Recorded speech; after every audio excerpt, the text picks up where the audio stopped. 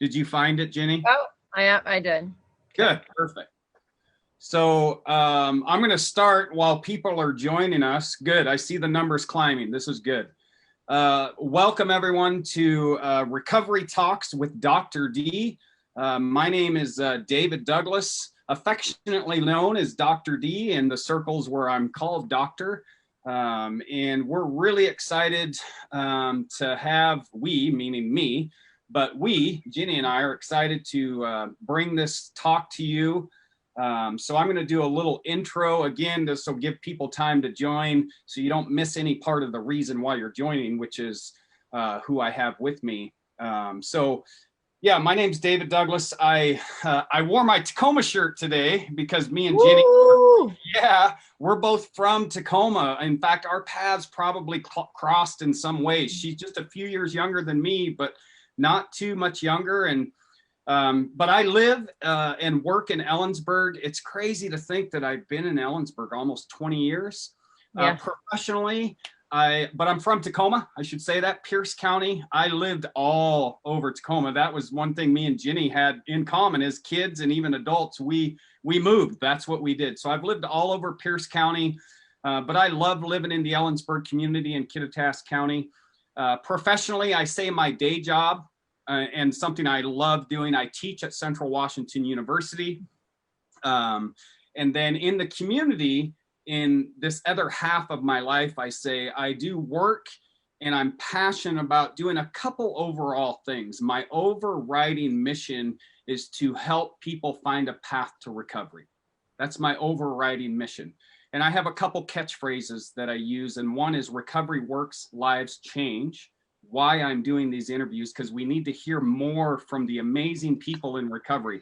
There are over 25 million plus people in recovery. We hear about the damage all the time. We don't have to turn on the news for too long to hear about the damage of addiction. What we need to hear more about are the amazing people in recovery. So with that said, part of doing these interviews is to lower the stigma. That's my other mission, is lowering the stigma surrounding substance use disorders, this health condition, so that more people can have access to resources. And I could go into a whole lecture on that, but I'm not going to do that. So I work in the community doing things in that arena, giving lectures, trainings, and I'm really excited. And this is my shameless plug. I hope Ginny will watch it. Monday at 7 p.m., you can just Google Ellensburg City Council and watch Ellensburg City Council's meeting on Monday at 7. I will try not to tear up, but I have chills because we're doing some exciting stuff in the city of Ellensburg in our county to help affect change with mental health and substance use disorders. So Monday, 7 p.m., and I'll put up some announcements about that. I'm married and I have an adult son, 30 years old, and I have two grandchildren. Lark just turned 5 yesterday, crazy to think, and Anthony's 10. And I like to say we're a family in recovery. I'm a person in long-term recovery because of access to resources. I haven't had to use drugs or alcohol since March 25th of 2007. That's an amazing thing that I'm grateful for every day. And I say everything I get to do in my life today is because of recovery. My wife is a person in long-term recovery. And if you're out there and you're watching, or you watch this recording and you're young, you can find recovery young. She found recovery when she was 18 years old and has been in recovery since that time. So she's got like 21 plus years in recovery. She's an amazing human being. My son, he's 30 years old. He's also a person in long-term recovery. My niece, Angel, if she's watching this, in fact, she's one that I'm going to have on this show. She lives in Portland and she found a path to recovery. So we're a family in recovery. So that's a little bit about me professionally, personally. And you heard my mission about why I want to do these interviews is to really put a face and voice to recovery, the power of people in recovery. So I have with me today, Ginny Burton, and I'm going to share my screen so you guys can see a couple really cool things that she has done recently to do a lot of what we're talking about, and that is putting a face and voice to recovery. She was recently featured in the University of Washington's magazine in an article titled "After Prison, A Future in the Law." And we'll learn a little bit more about Ginny because she actually wants to work in policy, which I think is an amazing, amazing thing. But she's a student at the University of Washington. doing amazing things there. And then, and I didn't even realize this was going to be the case because I wanted to interview her, but really amazing thing is that she was recently featured in Eric Johnson's latest installment as part of his work, The Fight for the Soul of Seattle. And if you have not watched it, prepare yourself when you watch it because it's a powerful, powerful documentary. Ginny was featured in that and really spoke truth to the need for change. So those are a couple of the cool things she's done. And then she's going to talk about her work with the Post-Prison Project. She worked in social services for 10 plus years, and she's continuing to do amazing work in there. So enough from me. We've got lots of viewers on, I think. Let me see. Oh yeah, we're doing good. So welcome, Ginny, and thank you for being willing to do this. Thanks so much, Dr. D. Thank you for asking me to be on the show with you today. I hope that we're able to get a bunch of support and a bunch of viewers, hoping that we are able to bring light to the other side of addiction. So I personally struggled with addiction for about 30 years, and there are a lot of different things that I've done over the last 8 years. So I've been clean for 8 years. December 6th of 2012, I was arrested. Well, actually December 5th of 2012, I was arrested for the last time. And I just want to say, I want to give a shout out to the police stations that have saved my life. Because, you know, I am the kind of addict that doesn't get clean unless I'm stopped by somebody else. And because my addiction is really, really big. And so, you know, I started using when I was really young. I was introduced to drugs by my mom. My dad went to prison when I was super young. And so my life just sort of headed down a path that was essentially outside of my control in a lot of ways. And on that path, there were a lot of things that sort of, you know, occurred that exacerbated a lot of the problems that helped me continue to use for years and years, and, you know, abuse and neglect and abandonment and things like that. And, you know, and I don't say those things to sort of gain sympathy, more so just to sort of create some context around why my life kind of went down the road that it did. And, you know, as a young child, I definitely had hopes and dreams. I was in Excel programs, academic Excel programs. Granted, I grew up in poverty-stricken areas. I grew up in Salishan in Tacoma, which, as anybody that's from Tacoma knows, that those are projects. And so I was there for a period of time, and then we transferred to the Hilltop, and, you know, we like constantly moving as a child. And that I think that instability in foundation there, you know, with moving and having drugs strewn throughout my life. You know, I just really think that it had a major impact on how I continued to live. I had ideas, and I feel like I'm kind of all over the place right now, but, you know, I had ideas about who I wanted to become. And because of the things that occurred in my life, I was really unable to become those things. And so, you know, but none of those things were wasted. As you said, I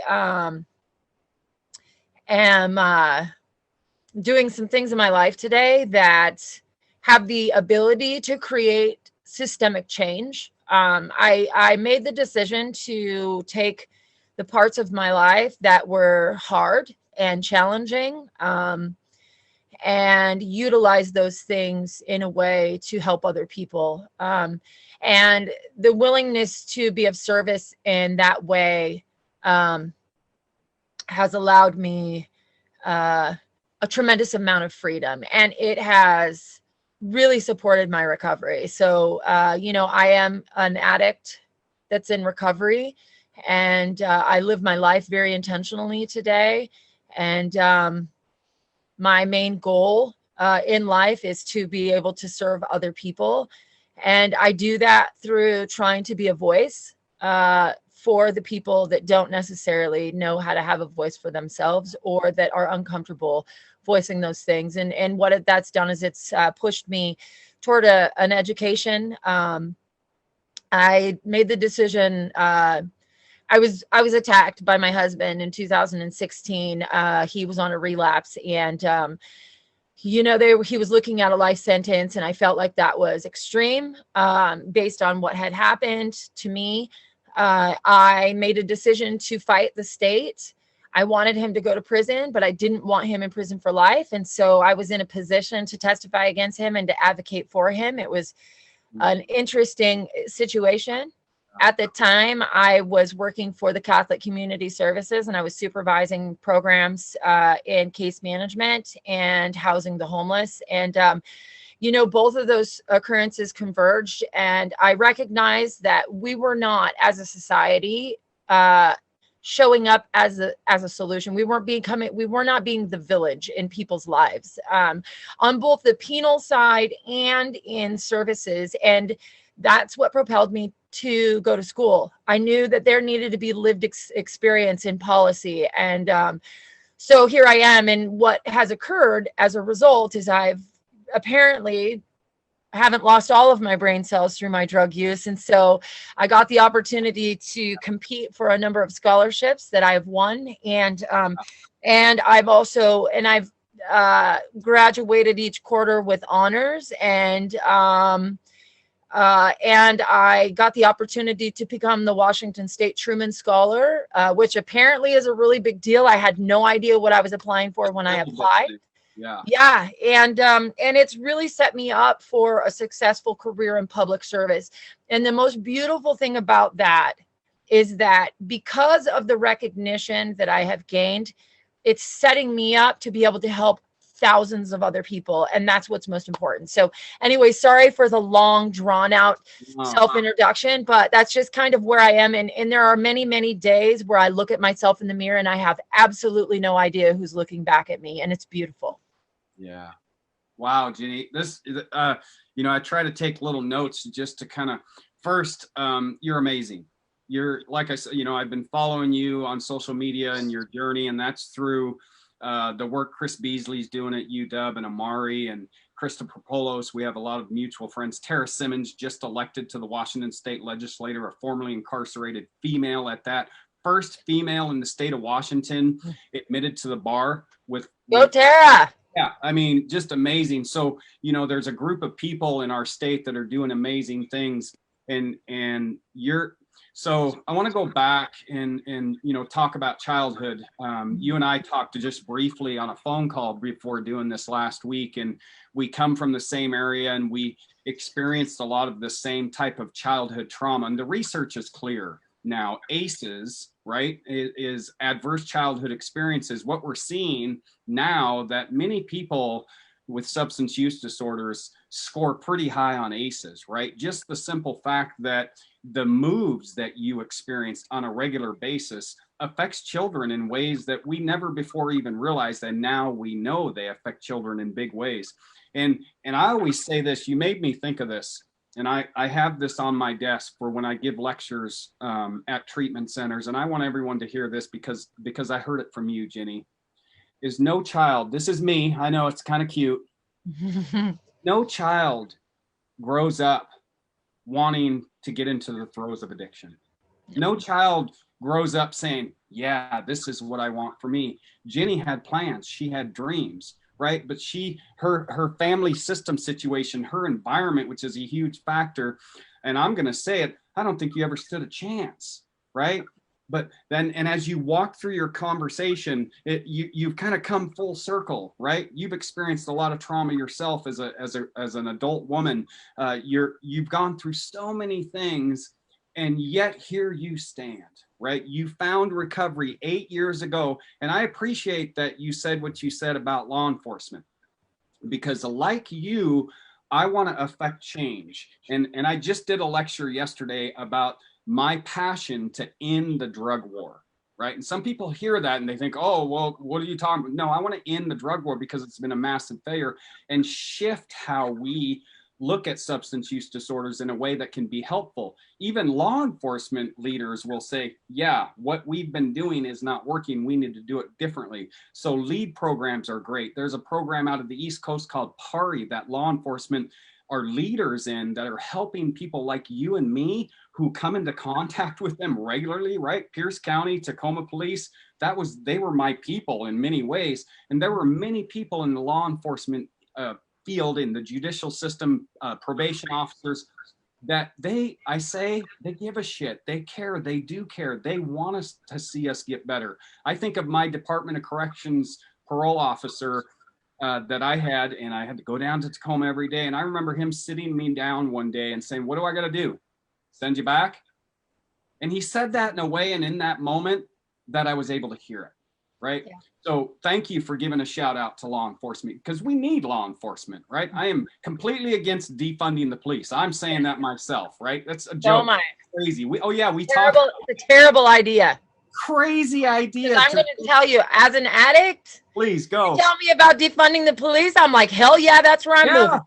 Well, I'd have been like, wow, this is great. What? No. Can I get a ride? I'd be hitchhiking. Yeah. I'm on my way. But do we need to shift how we look at substance use disorders and how we try to help people with substance? Absolutely. Sure. Mm-hmm. But we need law enforcement. We need police. So thank you for that intro. And one other thing you said is intentional living. Mm-hmm. Intentional, that I caught on to that. And my son talked me into getting on TikTok. I do Facebook, Instagram, LinkedIn. That's it. He's like, "Dad, you got to get on." So, all right, I'm doing these morning videos, and people seem to like them because it's just about recovery. And true story, okay, call this a God shot, call it what you want. Today, what I talked about, and I heard you say it with intentional living, is I'm not powerless.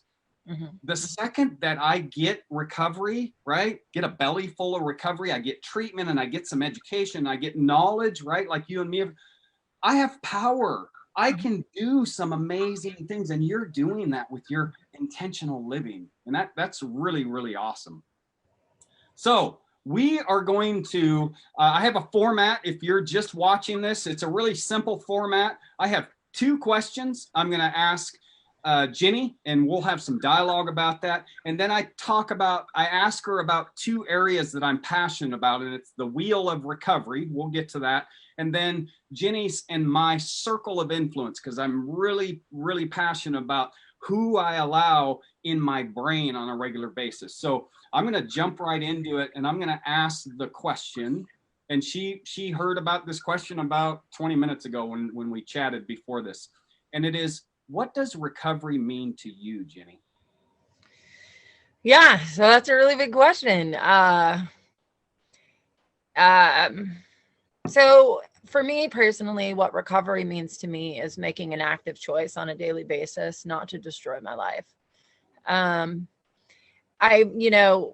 When you think about restoration, I was really challenged with that. And if you have any awareness of a 12-step program, then, is it step 2, step 3? Anyways, it's about being restored to, the person that you were prior to. And, I was always challenged with that because I started using so young.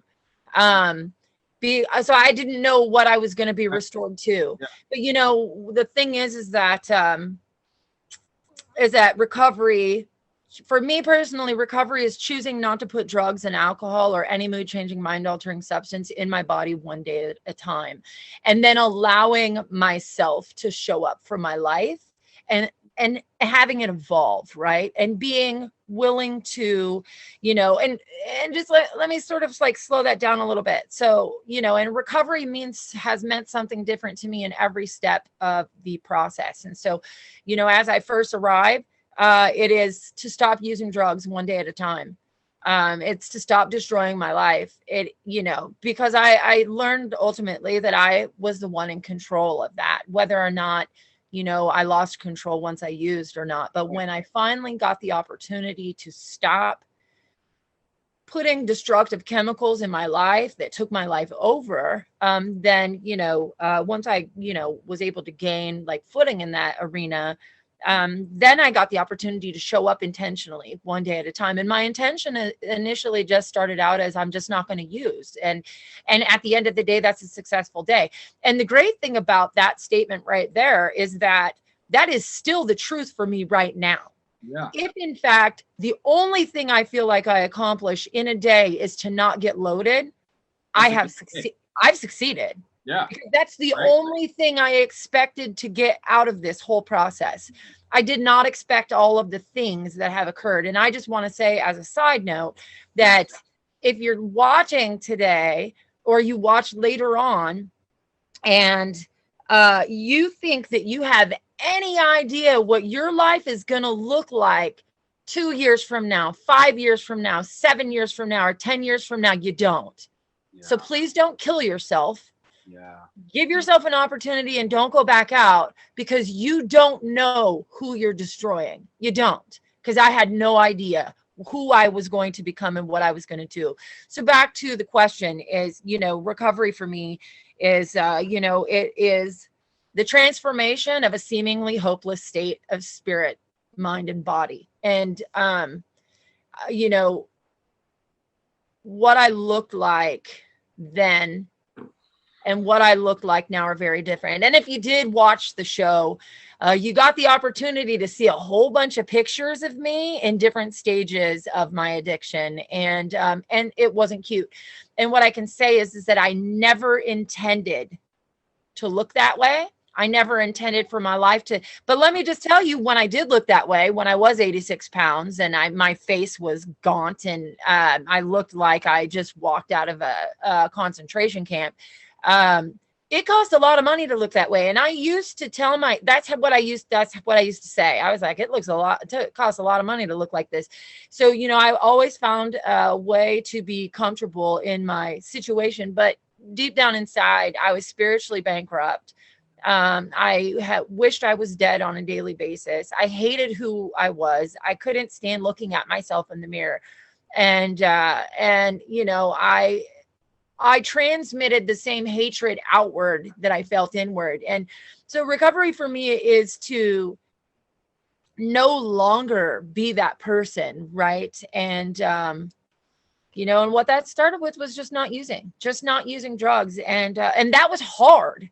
And there are still a lot of days where I think about chemicals. It happens. I've been in and out of the rooms for 20 years. And for anybody that doesn't understand what that means that I've been in and out of 12-step recovery rooms for a number of years. And, where I would get a year or two clean time and then I would relapse. And, something very different happened for me this time. I was 40 years old. I was burnt out. I had been using it was 1978 when I started using. So, granted, I did have some periods of time where, I stayed clean and sober, but, there was something different. It was called surrender. I was done. I mostly think about alcohol when I think about relapsing, because there's this crazy thing in my mind that tells me that I know how to drink. And then I get the opportunity to play all the tape all the way out. And so, and I recognize where the path will take me. So, and that's recovery, that's recovering when I get the opportunity to recognize that, oh my gosh, that sounds so good. But what'll really happen? And I can have that honest, transparent dialogue with myself that says, Ginny, you're going to destroy your life again, and you're going to destroy everything that you've built. And that is recovery. Like, my mind has recovered from insanity, essentially. It's insanity, right? And whereas a normal person would say, and normal, what does that actually mean? But a person that is not chemically afflicted would say, that's crazy. How could you ever consider doing that? For the addict, it's very different. It's kind of like for the person that has a food addiction. I say to myself, oh my gosh, if I get to this weight, I'm going to stop eating, because I would be suicidal if I got to that place.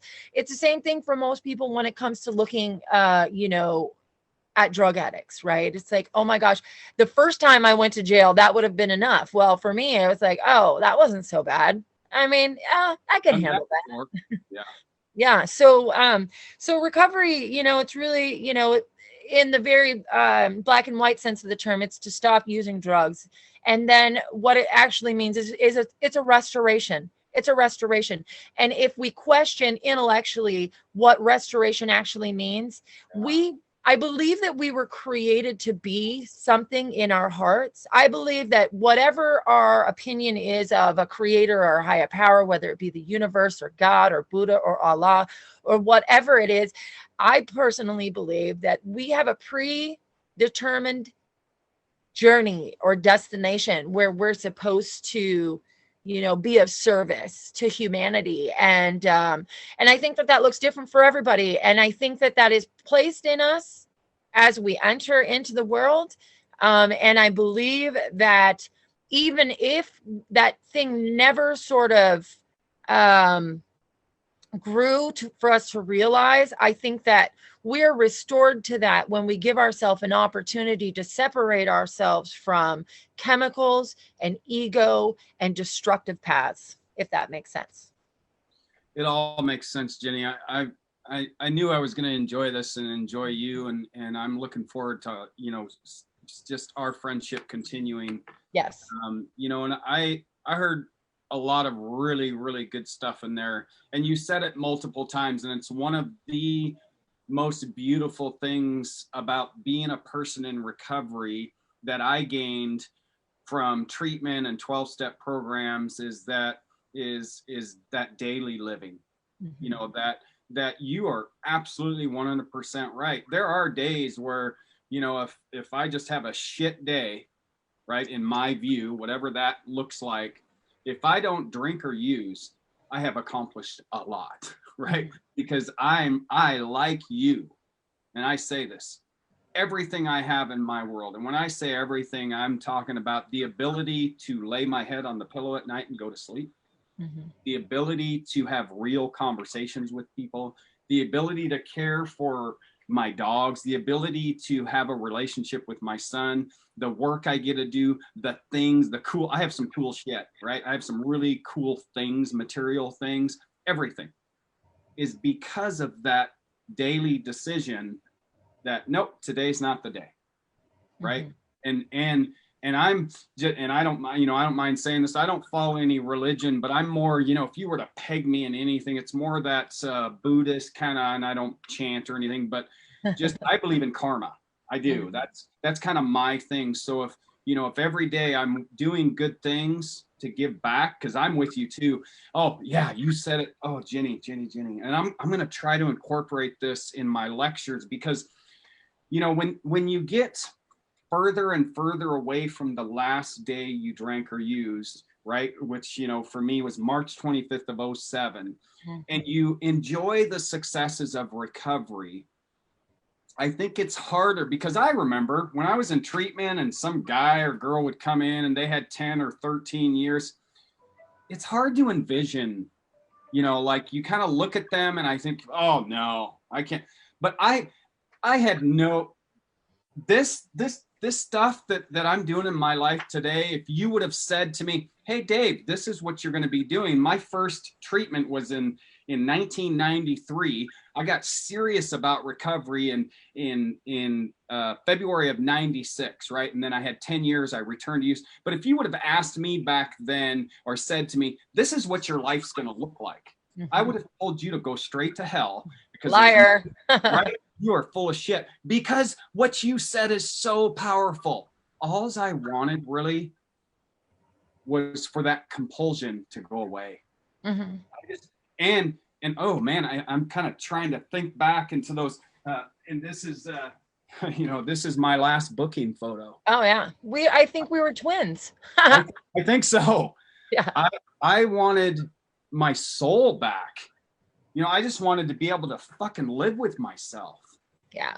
And look how much more. So, I wish there was a way to just help people in those early days, because you were right. In those early days, our goal, today I'm not going to drink and use. And then you kind of walk through it, you brought it up again, that intentional living.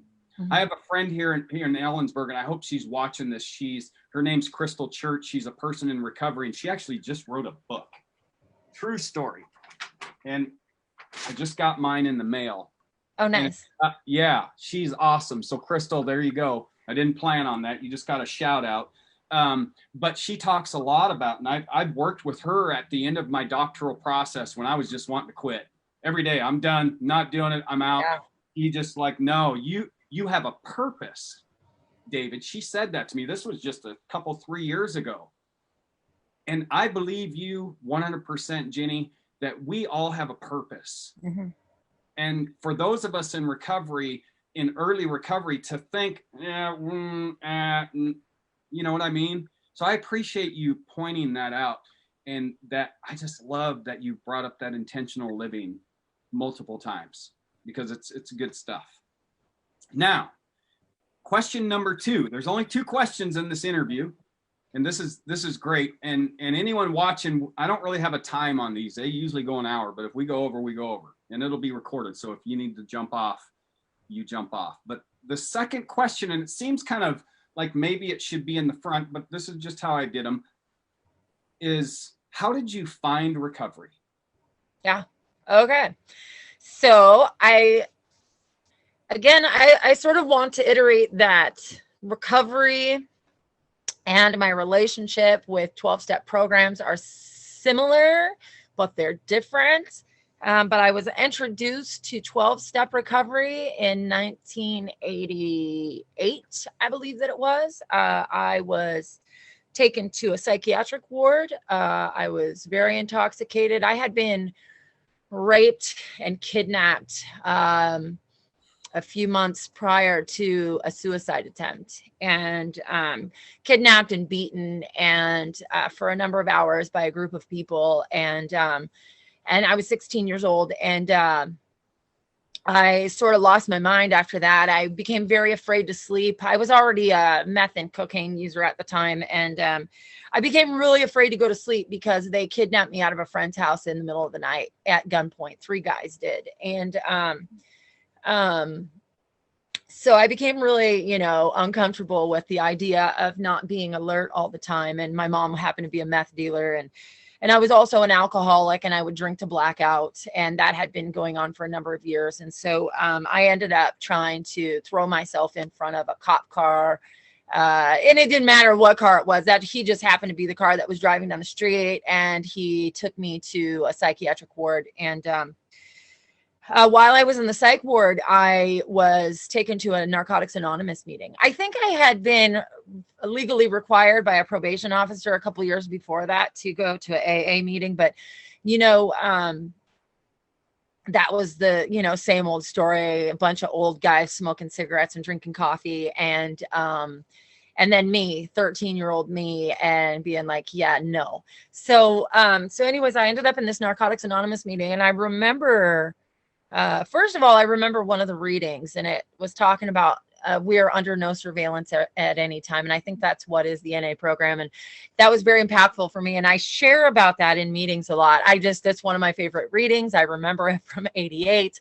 And, but I remember sharing my story. I remember really sharing about what was going on with me. And I apparently felt comfortable enough to do so with a bunch of strangers. But so that was my introduction to, 12-step programs. And then, I went to prison a couple times, a number of years later. I did not get clean and sober during that time. I went to prison a couple times, and I met somebody in prison the second time that was in there on a relapse, and they introduced me to the program again. And there was a panel of women that came in from Seattle into WCCW at the time, which is the Washington Correction Center for Women. I was serving a 5-year sentence. And they suggested to me that I introduce myself when I go to a meeting within the first 24 hours of my release. And I made the decision at that time to believe that the people that were inside of those rooms when I was released were like me. And that was really important for me. Can you do me a favor? And I'm sorry, because I want to make sure I stay on point. Tell me the question one more time. How did you find recovery? Okay. Okay, perfect. All right, good. I just want to, because sometimes I can go off on a tangent. So I do too. You're good. So that, really, that's how I found the rooms of recovery. And I consider 12-step programs to be recovery, because I've learned how to live there. And I've learned how to not use one day at a time. And also to not try to remove myself from the reality of my addiction, because it played such a big role in my life, right? Like, and I say this because there are so many people, and I know we all know them. There might be people on here watching today or listen later that say, "Oh, I don't like those meetings because they make me want to use." And so, and I believe, and this is my opinion, and people can be offended if they want to, and that's fine, because I don't always mind offending people if I think that it's purposeful. But I think that people, use those excuses because there's a lot of discomfort when we put ourselves in new environments. And that's a way for us to say, you know what, I tried it, it didn't work. And then stop going. And so, but for me, I've had a very different experience. I made the decision, and this is something that I've done since the beginning of my recovery. This time, I recognize that whatever I tell myself is the truth. Whatever I say to myself, it's the truth. So if I say I'm ugly, guess what? I'm going to believe that I'm ugly. If I say that, I don't know, that I'm going to use if this thing happens, guess what? 9 times out of 10, I'm going to talk myself into doing it. It's a self-fulfilling prophecy, right? So I made the decision to recognize that, whatever I tell myself is the truth. And so I decided to make a truth that the people in the rooms did have similar experiences to mine. The details might be different, but I believe that our base emotions and things like that, I don't think that we vary that much as humans. How we deal with those things may be different, but I believe that we are all, affected by life in similar ways. We just have different responses to it. And so, so going into the rooms and recognizing that I have things in common with people, and knowing that they know how to do something that I don't, which is stay clean one day at a time. And that's the component that was missing from my life. I didn't know how to do that. So my introduction really started, associated with one of my prison sentences. A lot of things were associated with my prison sentences. My drive to do something different was associated with it. So 20 years ago, and that was in 2000, I was released from prison the second time in September of 2000. That's when my life really started. I moved to Seattle during that time. And I got involved in 12-step programs, and I found a foundation there. And what it's provided me since then are some really amazing things. I have grown up. I've learned to become responsible. It has created a tremendous amount of freedom in my life to be able to navigate life in other ways so that I'm not fragile, meaning, for example, I worked in social services downtown. The majority of my clients were in active addiction. I would say 98% of them were in active addiction. Many times I would walk into work and have my drug of choice blown in my face, or watch people shooting dope, which is another thing that I really, really enjoyed doing for a long time. And I would be faced with those things. But because of the freedom that I have been given, through recovery and the tools that I personally have adopted, I've been able to navigate those things without having to pick up again myself. So that's really sort of how I found recovery. It's good. Yeah, similar as far as our, and I appreciate everything you shared. I want to start with that. And I'll say that I don't use the 12-step program, but I was heavily involved in the 12-step program for several years. And I was thinking of my son when you were sharing, and I hope he watches this, because he uses 12-step program still. And we have some great talks, because I have some differing beliefs on the positive and negative aspects, right? And I'm not one that says, well, I just want to use by going me. That's garbage. That's bullshit. But what I am very passionate about, and part of why I want to continue doing these and interview anyone who wants to be interviewed, what I'm very passionate about is multiple pathways to get to and stay in recovery. Mm-hmm. And I'm very passionate about that. So that you use 12-step programs and you find a lot of value in them, that is beautiful, and that is great in my view, right? The fact that I don't, if I'm going to shame you or guilt you or put you down or put my beliefs on you, that's garbage, and that has to stop, right? My view and this is where I go into kind of the treatment, is that the one way or the highway way of treating people, that has to die, right? We have to truly do individualized care. If we're going to say we're going to do individualized care, we have to do it. And I say this in little old Ellensburg, right? Just simply because our, the county's 45,000 people. The choice for support over here is a lot less. Whereas if Seattle, and of course, pre and post pandemic, you have AA, NA, smart recovery, secular recovery, rational recovery, all of the different types of programs. We just have to allow for those. That's my only rub, is when we are saying, well, it has to be this way or you're not doing it right. Those are the things that I disagree with. Now, can I say something really quick? Absolutely. Yeah, I don't think that, this is the thing. The beautiful thing about my position on recovery is, first of all, I'm not worried about your recovery. It's not my business. Yes. Not my business. And, and in regards to 12-step programs, I don't adhere to everything. I don't believe everything that people say. What I get the opportunity to do, and one of the reasons that I find 12-step recovery to be very important, is that I'm with a group of people that have struggled with the same thing, and they support each other and for me, the people that I sponsor, I'm not going to give you relationship advice. I don't want to give you advice, period. Right. My job is to take you through the 12 steps.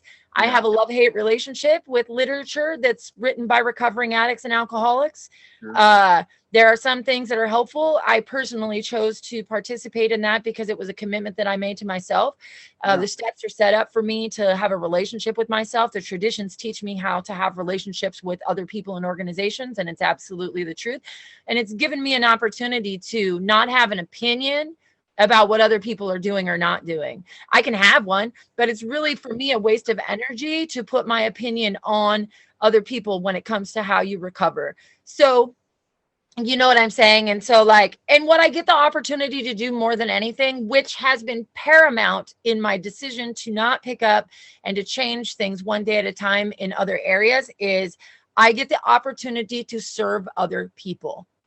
For me, I'm a member of a church.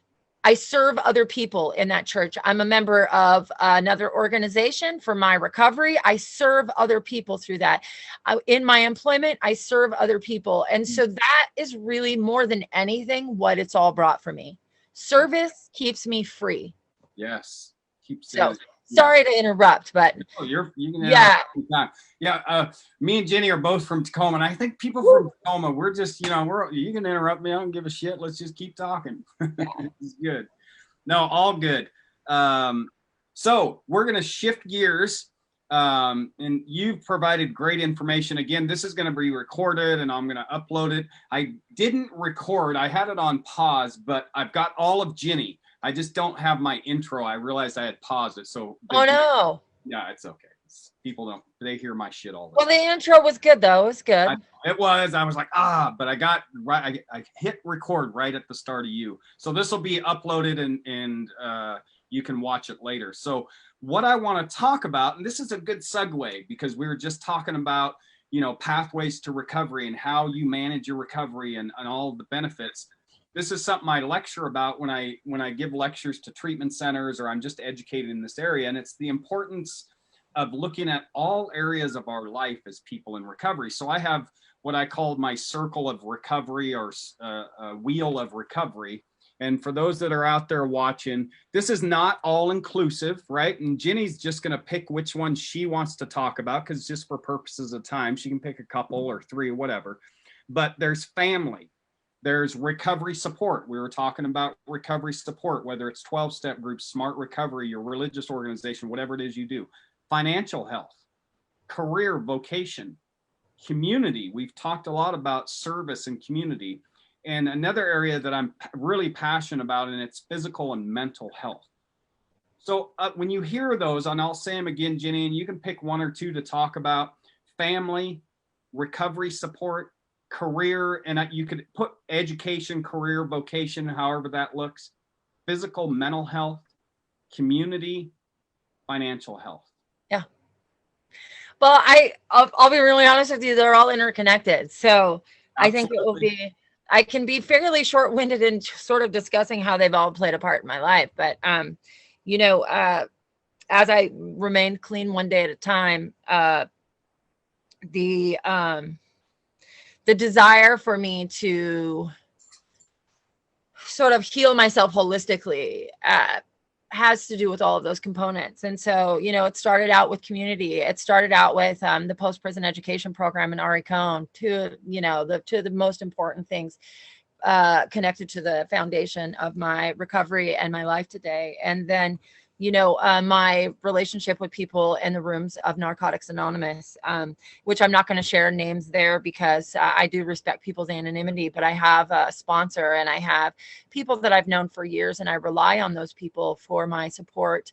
Again, I am a member of a church, a very close, tight-knit church that is very connected. And I have some really quality relationships with people there. And the people at my church do not put drugs and alcohol in their body. They just don't. They don't put addictive substances into their bodies. And so that also supports me in other areas.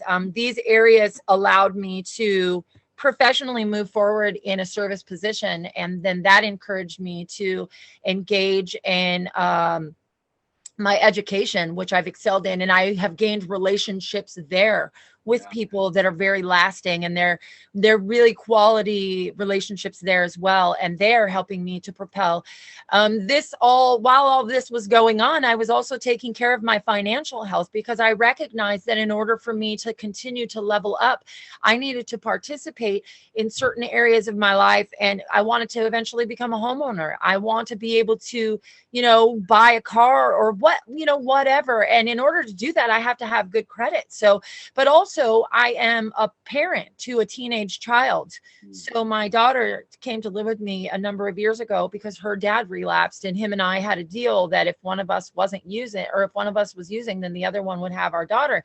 So I had to also take care of all of those areas. Granted, it was hard and it was scary. And a lot of days I felt like I couldn't do it, but what am I going to do? Am I going to abandon another one? Because my first two kids grew up in foster care. So, you know, and I used drugs for 20 years because I couldn't stand myself for what I did to my kids. And so, you know, so I've sort of propelled myself into not making the same mistakes because I know what the outcomes are going to be. Right. And so, and that's insanity. And so, you know, and then those things also, in order for me to maintain my mental health, I had to participate in my physical health. And I recognized that what I was putting into my body is what you are, what you eat. I never understood that statement until I was in my 40s. And I was like, oh my gosh, like I am not okay.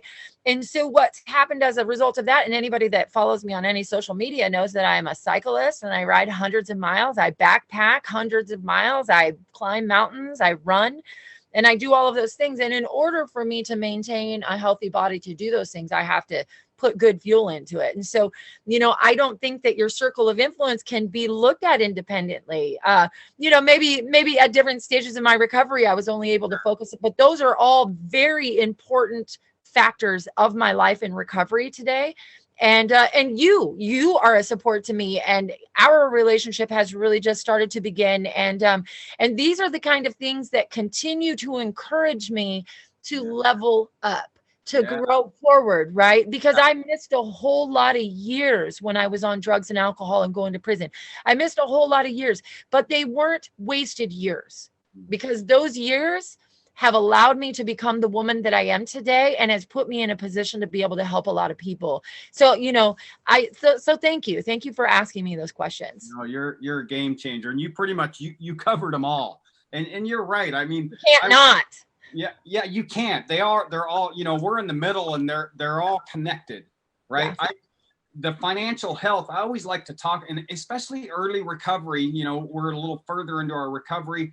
You know, I remember early recovery and my stack of bills that I carried around like a freaking 10-ton weight, right? And just the thought of tackling that was overwhelming. And I had someone in early recovery say, you know, just start chipping away at it. Number one, get a job, right? Any job. Yeah. My first job in recovery was at a Subway in Sumner, Washington. And I had, you know, been a fairly functional alcoholic, I say it was kind of a mess, but I hadn't gone into heavy drug use. So, you know, I thought I was better than that. I had to kind of lower my ego and go, you got to do what you got to do, right? And I'm shifting way gears, going right into what I think is highly important. And I want you to recognize this. Look at me, Ginny. You are breaking the cycle. Yeah. You are breaking the cycle. We are breaking the cycle. People in recovery, parents in recovery. I know it's a struggle. It's hard, right? And you said it. There's some days I'm like, oh my God, but you're breaking the cycle, and that's a beautiful thing for your family. And I'm watching it change the lives of my children. My siblings are so happy that they have their sister back. Yeah. My parents aren't able to see it, but I'm grateful because it's restorative on so many levels. This is good. So last area. Yes. And and for the audience, again, this is something I preach about, right? Dr. D preaches about for people in early recovery, for people in general, but people in recovery especially. And early recovery, this is so important. And we get some of this through engaging in support groups and 12-step programs and religious in churches. You can do this, and it's so important. And that's our circle of influence. Who are the people? I just listened to a podcast today. It was Brené Brown's, Dax Shepard, and I just forgot the other guy's name, and they talked about it. And the one guy's really smart, and I should know his name. I'd never really heard of him before, but regardless, he talked about those you will emulate. You don't even realize it, but you will emulate, go towards behaviors and habits of those 5 people that you interact with on a regular basis. It's like, oh my gosh, it was like, oh shit, hey, look at that. And so I learned somewhere along the way that, if I have a goal, if I want to work towards something, then I should find people and interact with those people, right? Like you're doing, I know you're a game changer, right? In the community you're in, you're doing good shit. And so I know some of the people you interact with, they're leaders in that field, right? Same with me.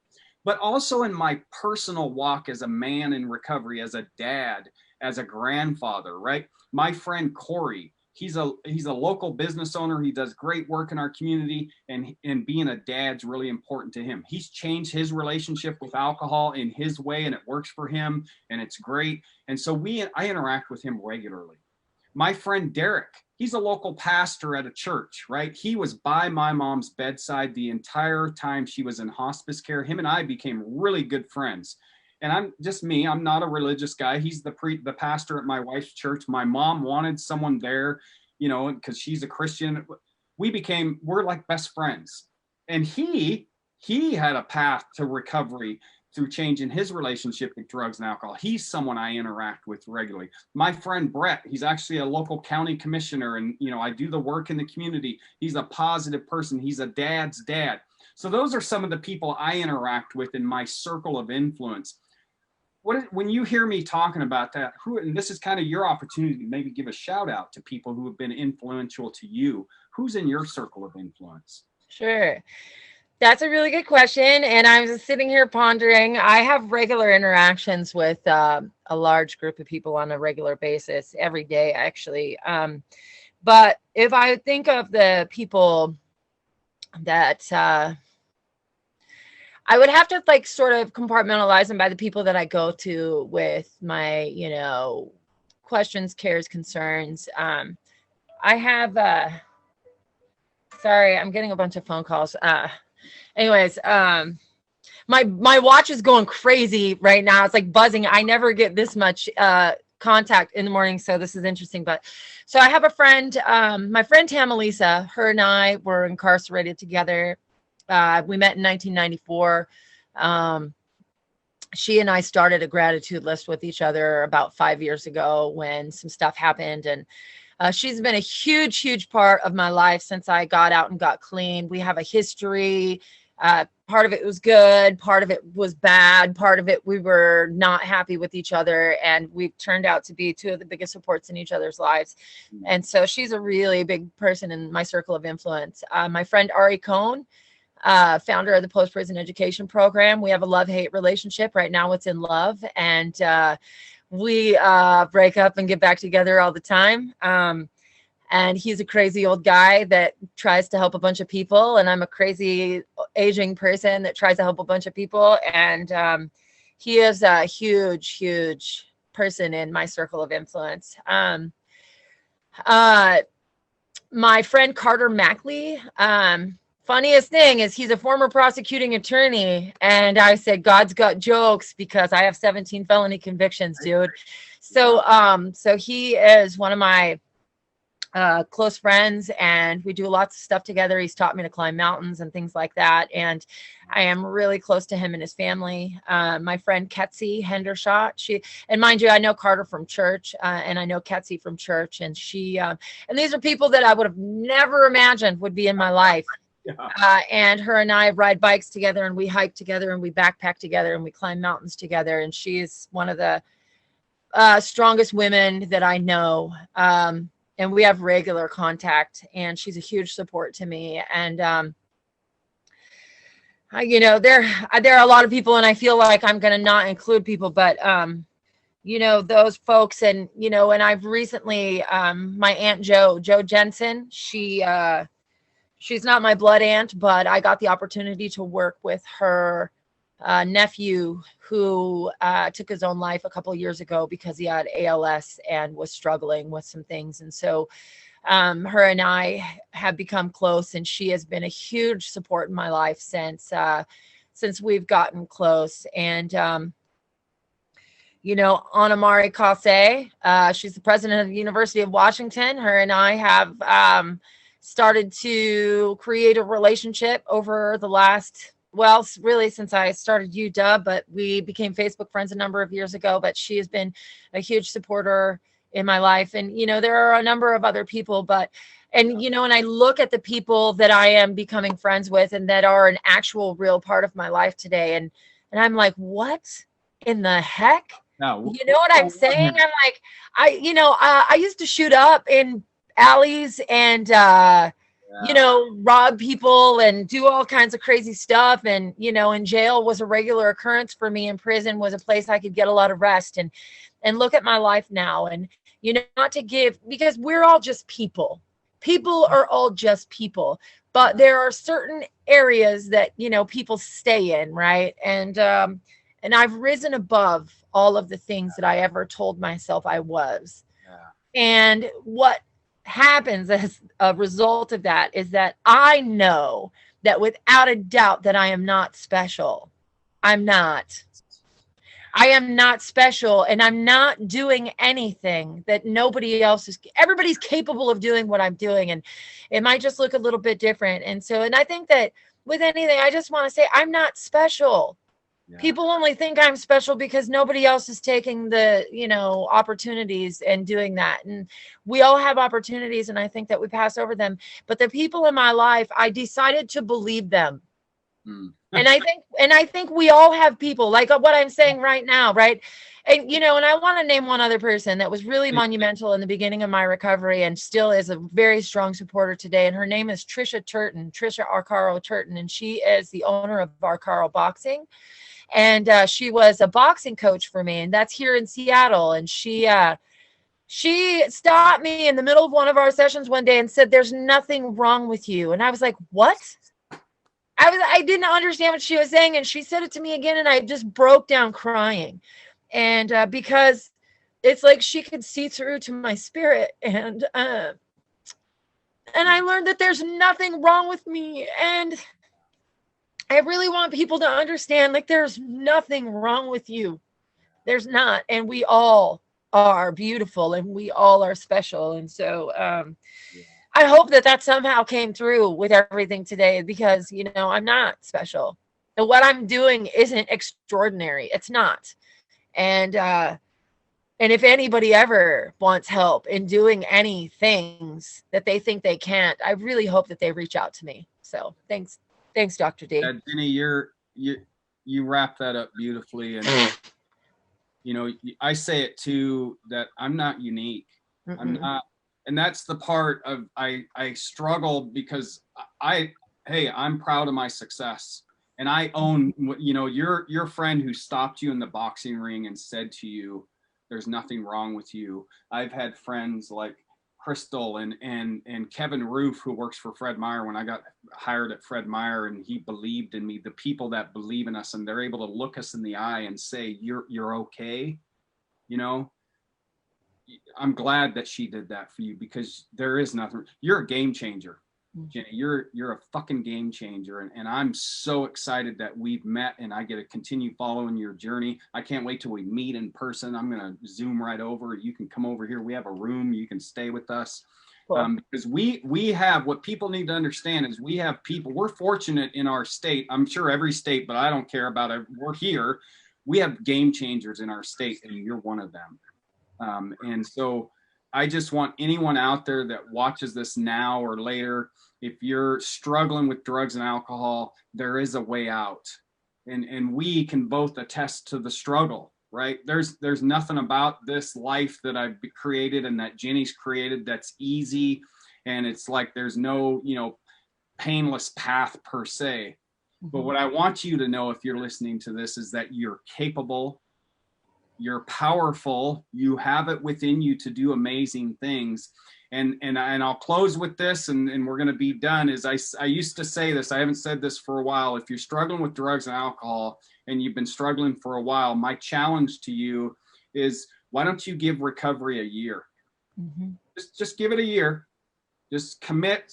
I committed to drugs and alcohol for 14, 20, however many years of my life it was, heavy drug use for like the mid 90s. I don't remember most of it, right? And I remember someone said that to me. They said, you know what? Give recovery a true effort to do all you can. And if at the end of the year you want to go back, go ahead. Now, I know what's going to happen, and I hope it happens for you, but you are capable. Recovery is possible. We've heard a great story here today with Ginny. And so, yeah, okay. I'm rambling a little bit. Ginny, thank you. Thank you. And I hope everyone has a great rest of their day. Yeah, have a wonderful day, everybody.